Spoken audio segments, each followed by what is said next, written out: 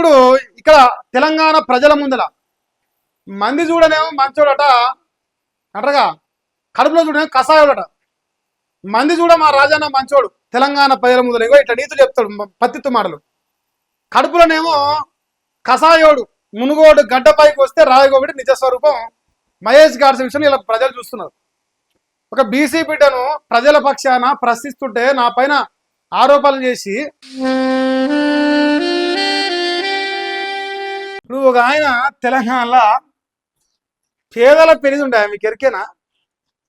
ఏం పెనిది? ఆయన పేరు పేదల పెనిది. ఆయన పేదల కోసమే పుచ్చిండు. అంటే పేదల కోసం పుచ్చిండు కరెక్టే, వాస్తవమే, మంచోడే. కానీ ఆయన అందరికీ మంచోడు కాదట, కొందరికే మంచోడట. అదేందో నా చిత్రం అవుతుంది. మంచోడు అనేటోడు అందరికి మంచోడు అవుతాడు కానీ కొందరికి అవుతాడా? ఇంకో ఇది ఒక వీడియో చూపిస్తే చూడండి. ఈయన పేరు కోమరెడ్డి రాజగోపాల్ రెడ్డి. ఈయన మునుగోడు ఎమ్మెల్యే ప్రజాప్రతినిధి. ఫస్ట్ ఈయన మంచి ముచ్చట్లు చెప్తా ఒకసారి. అంటే అప్పట్లో బుట్టో ఇప్పుడు ముషరఫ్ అని ఒక డైలాగ్ మీకు ఎరికేనా? ఏంది అప్పట్లో బుట్టో ఇప్పుడు ముషరఫ్ అంటారు. సో ఇప్పుడు అప్పట్లో మంచోడు ఇప్పుడు సహనం కోల్పోతాడు, ఫ్రస్ట్రేషన్ వస్తున్నది. మహేష్ గాడ్సే అంట అన్పార్లమెంటరీ లాంగ్వేజ్ వాడుతుంటే ఫ్రస్ట్రేషన్ వస్తుందంట. పాపం మాట్లాడదాం ఫ్రస్ట్రేషన్ గురించి. సో గతంలో ఒక బీసీ బిడ్డ పైన దుర్మార్గమైన ఆరోపణలు చేస్తూ కార్యకర్తలతోని ఇది ఈ గుంపు అంటారు చూసినావు, కోమరెడ్డి రాజగోపాల్ రెడ్డి మాఫియా లేంటే గ్యాంగ్, కోమరెడ్డి రాజగోపాల్ గ్యాంగ్ ఏదైతే మహేష్ గాడ్సే పైన దుష్ప్రచారం చేసిందో అప్పుడు ఈ పత్తిత్తు మాటలు ఒకసారి మా రాజన్న మాట చూడరా, జర్ర నాకు నవ్వుతాను. ఒక ముఖ్యమంత్రి హోదాలో ఉన్న వ్యక్తి వాళ్ళని ఉద్దేశించి చులకనగా అవమానకరంగా మాట్లాడితే బాధ అనిపించి మంచి పద్ధతి కాదు అని చెప్పేసి నేను ట్వీట్ చేయడం జరిగింది. నాకు మద్దతుగా నా మద్దతు ఎప్పుడు కొనసాగుతుంది. నేను ఏదైతే ట్వీట్ పెట్టినో వాళ్ళకు మద్దతుగా సమాజంలో ప్రజల పక్షాన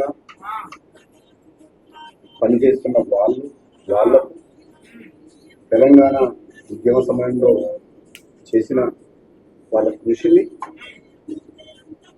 అభినందిస్తూ వాళ్ళకు బాసటగా నిలవాలని చెప్పి గత 2 రోజుల క్రితం ఒక ట్వీట్ చేయడం జరిగింది. నమస్తే. ఆల్మోస్ట్ ఇప్పుడు మా సార్ ఏమన్నా ఆయన ఒక డైలాగ్ వాడి, ఇప్పుడు మా రాజగోపాల్ రెడ్డి ప్రజల కోసం పని చేస్తున్నారు. ఇగో వీళ్ళంతా ఎవడు నాకేం మంచి వస్తాను. ఇగో ఈయన పేరు తెలుసు కదా, మైపాల్ యాదవ్, పిఎంఆర్ టీవీ అని నడుపుతాడు. ఇప్పుడు ఈయన కాంగ్రెస్ పెంపుడు కుక్క అనుకోవచ్చు. ఈ రకంగా ఏం పేరు? కాంగ్రెస్ పెంపుడు కుక్క, రాజగోపాల్ పెంపుడు కుక్క. ఇప్పుడు ఈయన వార్తలు చదివేది ఏం లేదు, వార్తలు చెప్పేది ఏం లేదు జనాలకి. రాజన్న తోపు ఇదే ఇంకా మన బ్యాచ్. ఇప్పుడు మరి రాజన్న ఏమంటుండు, రేవంత్ రెడ్డిని ప్రజల పక్షాన జర్నలిస్టులు ప్రశ్నిస్తున్నారు. వీళ్ళంతా మహేష్ గాడ్సేనేమో మునుగోడులో అరెస్ట్ చేసి చిత్రహింసలు పెడుతున్నాడు. ఇదే ప్రజల పక్షాన మునుగోడు ప్రజలకు ఇచ్చిన హామీలు అమలు చేయమని అడిగితేనేమో నొప్పిలేసి కేసులు పెడతాడు. సిగ్గుతప్పిన సన్నాసి.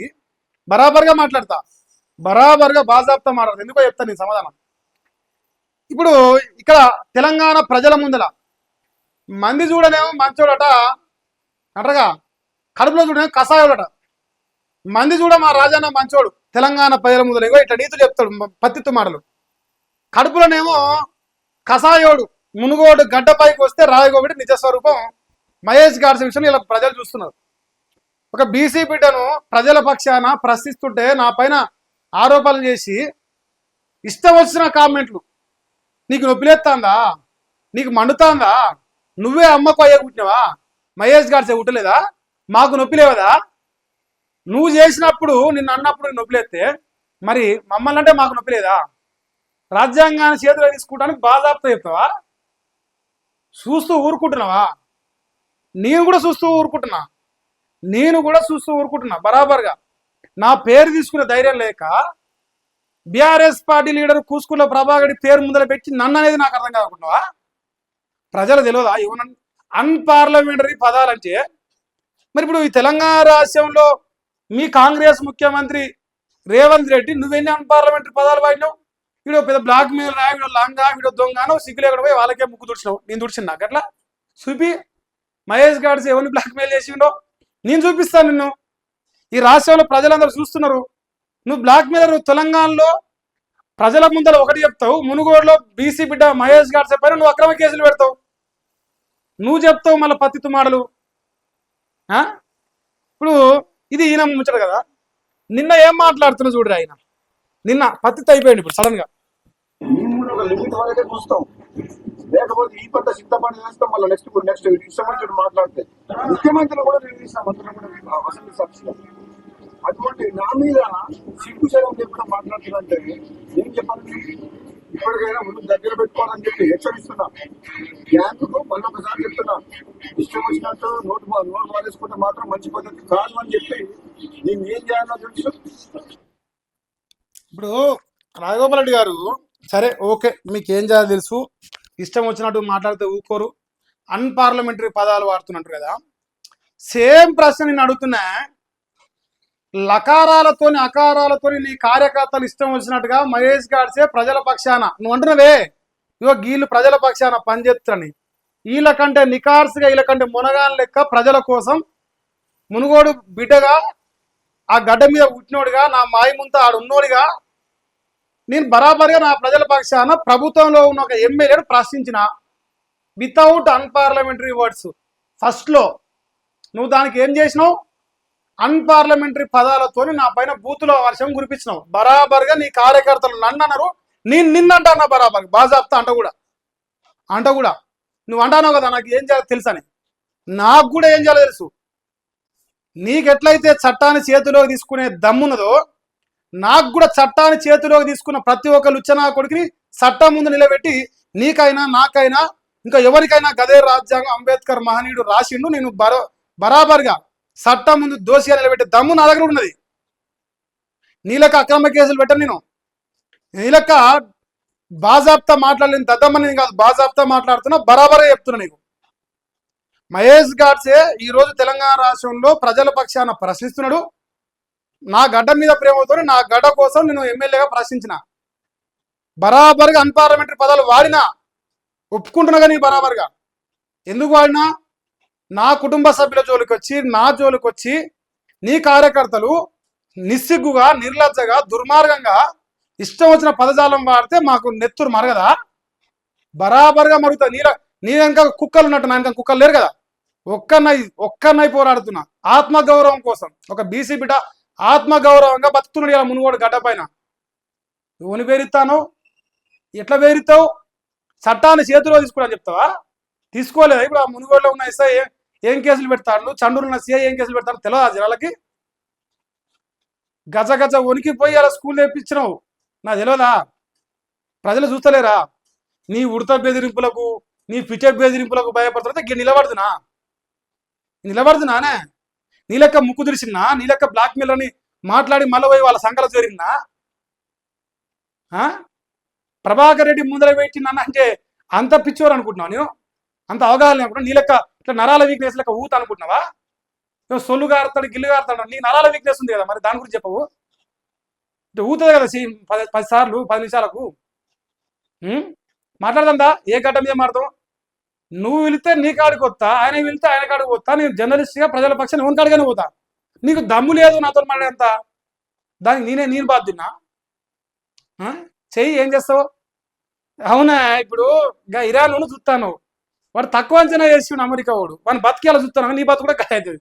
మహేష్ గాడ్సే దగ్గర కాంట్రాక్ట్ల పేరుతో దొబ్బితిన్న ఆస్తులు లేకపోవచ్చు, మహేష్ గాడ్సే వెనుకంగా అక్రమ సంపాదన లేకపోవచ్చు, కానీ మహేష్ గాడ్స్ దగ్గర ధర్మం ఉన్నది, న్యాయం ఉన్నది, ప్రజల పక్షాన మాట్లాడే దమ్ము ఉన్నది. నాకు నీ ఇంకా కుక్కలంత మాత్రాన, కుక్కలు సాధినంత మాత్రాన, చట్టాన్ని చేతిలో తీసుకుని బెదిరించినంత మాత్రాన నేను భయపడుతుంటే అది నీ భ్రమ. నీకు తెలుసు కదా నా సంగతి ఏందో. ఇంకా నీ కొత్త చెప్పి అక్కరలేదు. ఒకటే, రాజ్యాంగం రాసిన అంబేద్కర్ మహనీయుడు నీయాసం వంటి సన్నాసుల నుంచి నాలాంటి పేదోళ్ళ బిడ్డలు కాపాడబడటానికి ఈ దేశంలో చాలా చట్టాలు రాసిపెట్టాను. ప్రశ్నించడం నా స్వేచ్ఛ, నువ్వుగా నన్ను హరిస్తానికి. అన్పార్లమెంటరీ పదాలు నేను వాడింది తప్పైతే నువ్వు నా పైన నీ కార్యకర్తలతో వాడుతూ తప్పనొప్పుకో. నువ్వు నాకు క్షమాపణ చెప్పి నీ కార్యకర్తలు నీ కూడా క్షమాపణ చెప్తా. అప్పటిదాకా బొచ్చు కూడా చెప్పాను, బొచ్చు కూడా వదిలిపెట్టాను నేను ఈ విషయంలో. ఉంటా పిక్తా. కానీ ధర్మం అనేది ఉంది. నీకు దమ్ముంటే చట్టపరంగా నేను ఈ తప్పు మాట కేసు పెట్టిపోయి చట్టపరంగా ఏం పీకలేక బెదిరిస్తే నేను భయపడతానా? బాజాబ్తో భయపడా. నువ్వు ఏం కూడా పిక్కో చూద్దాం. తర్వాత నీ ఫ్యూచర్గా అనిపిస్తుంది. కడుపుల ఏమంటారుగా, కడుపుల ఇసం పెట్టుకొని కడుపుల కషాయం లెక్క ఉండి మంది చూడనే మంచి లెక్క పేదల పెరిగింది అనుకుంటా. తెలంగాణ ప్రజల ముందర పేదల పెరిగిదా? మునుగోడుకు వస్తే మహేష్ గారి మీద కషాయంవా? రేపు లోకానికి చూపేనా? రేపు లోకానికి చూడరా రాజగోపాటి తత్వం ఏంది? ఈ సన్నాసి గారితో తెల్లారి మైపాల్ గారితో వీడియోలు ఎందుకు కొట్టిస్తుండు?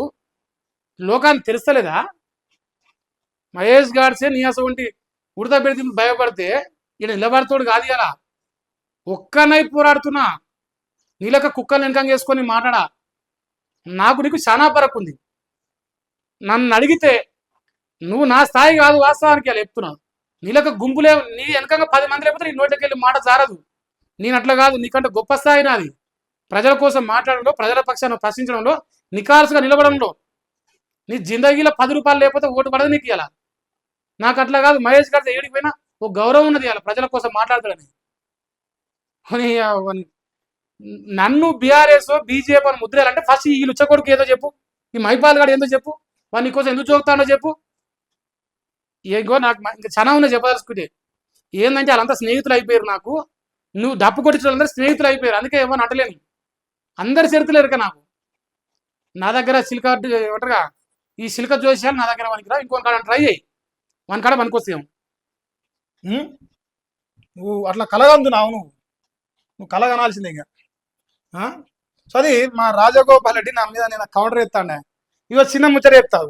నీవు అంటున్నావు కదా, నీది ఇందిరమ్మ ప్రభుత్వం, నేను మునగాని నా అంత మంచోళ్ళు లేడు, నేను బాగా పని చేస్తాను అంటున్నావు కదా. నీ పని గురించి ఒక వీడియో పట్టుకొచ్చిన, జర చూడ్రి. మా రాజన్న క్యారెక్టర్ ఏంటంటే ఈ వీడియో చూడండి, మీకు అర్థమైపోతుంది. ఎలక్షన్ లో ఓడిపోతే పార్టీ మారుతాడు, పదవి లేకపోతే పార్టీ మారుతాడు, వాళ్ళ పార్టీ అధికారంలో లేకపోతే పార్టీ మారుతాడు. మా నాయకుడు ఏం చేసినా ప్రజల కోసమే, నిస్వార్థపరుడు. అరే నీ అబ్బా, ఇది పరిస్థితి మంది. ఓటమి గురించి మాట్లాడితే రాయగోపడి ఒక ప్రశ్న అడుగుతున్నా. కూసుకుంట్ల ప్రభాకర్ 100 ఏళ్ళు అయినా గెలవడు అంటాడు. ఇదే కూసుకుంట్ల ప్రభాకర్ చేతిలో ఓడిపోయిన 3000 రూపాయలు వంచపోతే ప్రజలు నీ వెంట ఉంటే, మునుగోడులో ఉన్న ప్రజలు నీ వెంట ఉన్నది నిజమైతే 3000 రూపాయలు 3 ఊర్లకు అందకపోతే 10,000 ఓటుతో ఓడిపోయిన చరిత్ర నీది. ఇదే కూసుకుంట్ల ప్రభాకర్ రెడ్డి పైన, ఇదే బీఆర్ఎస్ పార్టీ నాయకుడు బూర నరసయ్య గౌడ్ పైన ఇవాళ నువ్వు భువనగిరిలో పార్లమెంట్ సభ్యునిగా ఓడిపోయినావు.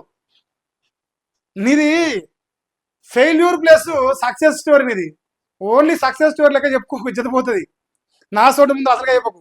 ఎమ్మెల్సీగా గెలిచి మళ్ళీ ఎమ్మెల్సీగా ఓడిపోయిన చిత్రం ఇది. నువ్వు ఏడ పోటీ చేసినా ఎంపీగా, ఎమ్మెల్యేగా, ఎమ్మెల్సీగా ఓడిపోయినావు, గెలిచినావు. ఇక అన్ని నేనే గెలిచినావు చెప్పుకుంటే జనం దేనితోనే నవ్వుతారు, నోరుతో నవ్వరు. చెప్పుకుంటా అన్నావు ప్రజలు నా వెంటే ఎవరని. 4000 వంచకపోతే నీ వెంట ఉంటారో లేదో తెలుస్తుంది. మన సండూరులో 12,000 వంచినావుగా, 12,000 10,000 అవి వంచకపోతే నీ వెంట ఉంటారా చూదురు కదా జనాలు. పైసలు ఉన్నోని అంట. ఇప్పుడు పైసలు ఉంటే ఓట్లు పడతాయి, బెల్లం ఉంచి ఈగలు వస్తాయి. నేను చెప్తాను కదా, నిజంగా ఛాలెంజ్ చేస్తున్నా నీకు. నిజంగా నువ్వు దమ్మును మొనగానివైతే ఛాలెంజ్ చేస్తున్నా. రేపు 2008 రాయగోబట్టి 7 ప్రమాణం చేద్దాం. ఇగో నేను ఎమ్మెల్యే పోటీ చేస్తానా, నువ్వు ఎమ్మెల్యే పోటీ చేస్తానో బరాబర్గా ఇద్దరం ఏ దేవుని కాడో ఆ దేవుని కాడ ప్రమాణం చేద్దాం. నేను 10 పైసల బిల్లు వంచను, మీటింగ్లకు 200 300 మనసులో నిల్వను, మందు దాపను. నేను ఎన్నికల్లో పోటీ చేస్తున్నా, మునుగోడు బదులు నా వెంట ఎవరని నీకు గెలిచి చూపిస్తాను. నువ్వు ఛాలెంజ్ చేస్తే నువ్వు మునగానివా? నీ ముక్కు నెల రాస్తా నీకు. నువ్వు గెలిస్తే ముక్కు నెల రాసిడి అని అమ్మ సచ్చినాక నీకు జీతగానైతే పో.